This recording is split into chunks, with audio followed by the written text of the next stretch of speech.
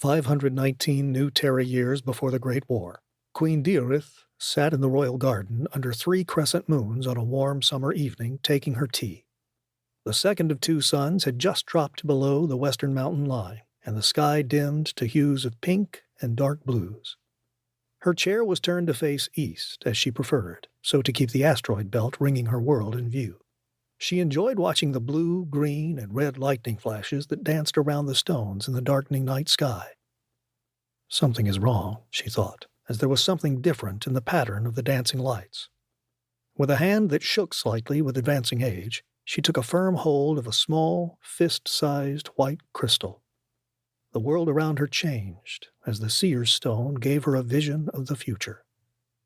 The Queen's eyes clouded over as she witnessed images from a future so far distant that they fractured into disconnected and conflicting events. She breathed in deeply in a practiced manner. She slowed her heart, and in turn, her mind, allowing the images to flow into separate paths and more evident stories. Her visions often appeared like places reaching from diverging paths through a dark forest. Every fork in the road represented an individual's choice. The outcome that would result from the choices made were difficult to determine. Tempered wisdom was required to see the future that each chosen path would bring. The path before her fractured into 3. The first one opened to a world devoid of life. It was cold, and there was nothing more than death. She need not see any more. The second was a blur, images out of focus, but screams of panic and cries of children in pain could be heard in the distance. Her heart physically hurt to witness such agony, but she continued on to the path.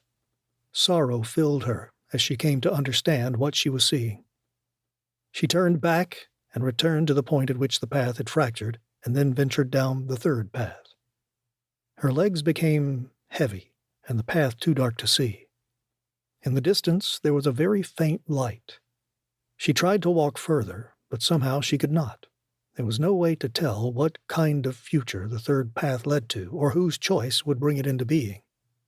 She stopped and closed her eyes. There was an aroma in the air like none she had ever smelled before, yet she knew it well. It was not of her world, but that which her ancestors and distant descendants would know.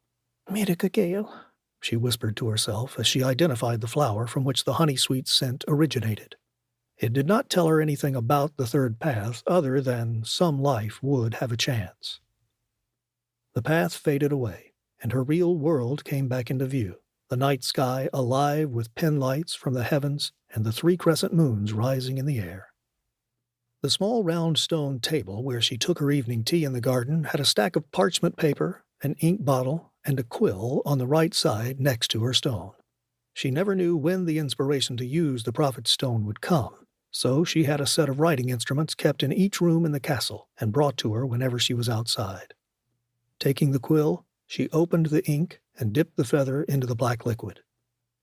Her hand waited for her mind to decide how to instruct the future. After a moment, she released the quill and let it remain in the ink, as she was not ready to write quite yet. There needed to be a message, but she was not certain of what or to whom it should be addressed. Replaying the images in her mind, the Queen looked for something to help her guide her words, but there was nothing. On the table, the prophet's stone started to glow with a very faint light, something it never did without her touch.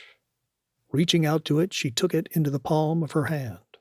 "Your Majesty," a woman's voice came from next to her. She looked over at the image of the woman she knew very well. They conversed for less than a minute, and then the woman faded away. Queen Deorith knew what she was to say to the future, and to whom she should write the warning. "My dear Commander,"